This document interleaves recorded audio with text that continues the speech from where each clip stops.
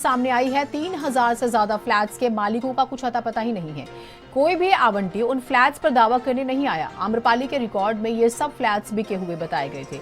आम्रपाली के fraud builder Anil Sharma का गठजोड़ नोएडा अथॉरिटी के अधिकारियों और नेताओं के संग सिंडिकेट माना जा रहा है। काली कमाई खपाने को फ्लैट्स बेनामी लिए गए हैं। सुप्रीम कोर्ट की देखरेख में चल रहा है आम्रपाली प्रोजेक्ट। अब इन 3000 फ्लैट्स को नीलाम किया जाएगा। जिनके ये फ्लैट्स हैं वो सन्नाटा खींचे बैठे हैं कि भेद ना खुल जाए।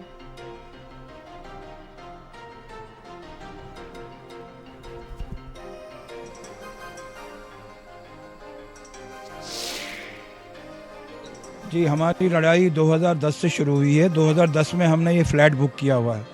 अभी हम आ गए हैं 2025 में। अभी तक हमारा फ्लैट डिलीवर नहीं हुआ है।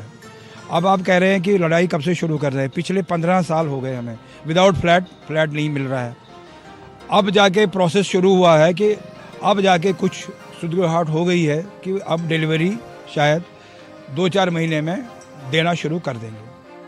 उनको 11 फ्लैट्स एक साथ दिया गया था। ऐसे बहुत सारे हैं एजेंसी वेंडर सप्लायर्स को अगर पैसे नहीं दे पाए, इन्होंने जब निकलना चाहा तो बाद में इन्होंने फ्लैट शिफ्ट किया उनको। निकलते टाइम की बात है, जब हम लोग प्रोटेस्ट करना शुरू किए थे या कोर्ट में गए थे, उसके बाद की ये सारी घटनाएं हैं जो कि भागने से पहले इन्होंने लोगों को घुमाया और बचे हुए फ्लैट्स को एक दूसरे को ट्रांसफर किया। अनिल शर्मा को आम्रपाली द्वारा जी, ये ब्लैक मनी का हेराफेरी थी और जो कि कैश में लिया गया हो गया या अपने फैमिली के अकाउंट्स में पैसे डाले गए होंगे। कोई भी इसका ग्राउंड नहीं है, नहीं कि यहाँ पैसे नहीं आए हैं। बिना पैसे के या बिना किसी लेन देन के ये पैसे फ्लैट दिए गए हैं। मेरी 2012 की बुकिंग है और शायद बुकिंग इसलिए ही की थी क्योंकि रीज़नेबली उस समय रेट थोड़े से रीज़नेबल थे आम्रपाली के। और 2012 के बाद जैसे जैसे हम लोग आगे बढ़े, 15 तक आते आते दिख गया था कि शायद बिल्डर का बनाने का मन बिल्कुल नहीं है। वो सिर्फ मार्केट से पैसा इकट्ठा कर रहा था और शायद वो भागने की तैयारी में था। एक मोमेंट पे जब हम लोगों को पता चला कि वो भागने वाला है, फिर हम लोगों ने प्रोटेस्ट वगैरह स्टार्ट किया। बहुत सारे एडमिनिस्ट्रेटिव्स के पास दौड़े भागे। 2000 जब कहीं से बात नहीं बनी, 2017 में हम लोग सुप्रीम कोर्ट गए। सुप्रीम कोर्ट में थोड़ा सा पॉजिटिव लगा। धीरे धीरे 2020 तक कुछ रिजल्ट आए और एनबीसीसी ने इस प्रोजेक्ट को टेक ओवर किया। अब चीज़ें थोड़ी सी पॉजिटिव दिख रही हैं, लेकिन स्पीड अभी भी काफ़ी स्लो है।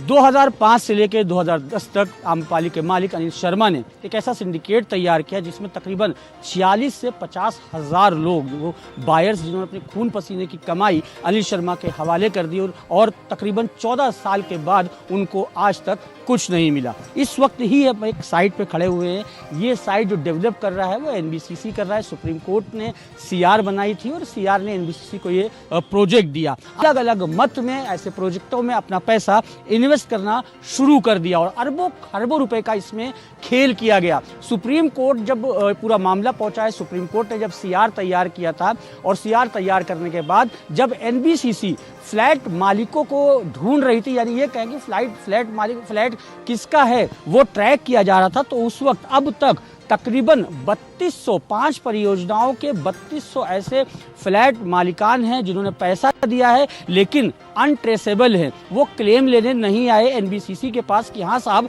हमने ये पैसा जमा किया था। तरीके से अनिल शर्मा अफसरों से मिलकर लगातार ज़मीनों पर ज़मीन ले रहा था, तो तोहफे के तौर पर उनको फ्लैट दे रहा था और साथ ही अफसरों की जो काली कमाई थी, चाहे वो नोएडा विकास प्राधिकरण के हों, जिला प्रशासन के हों या फिर कोई बड़ा अधिकारी हो, उनकी जो काली कमाई थी, जो उनका पैसा था, वो इन प्रोजेक्टों में लगा रहा था। साजिद के साथ दानिश, भारत समाचार, ग्रेटर नोएडा। कानपुर से बड़ी खबर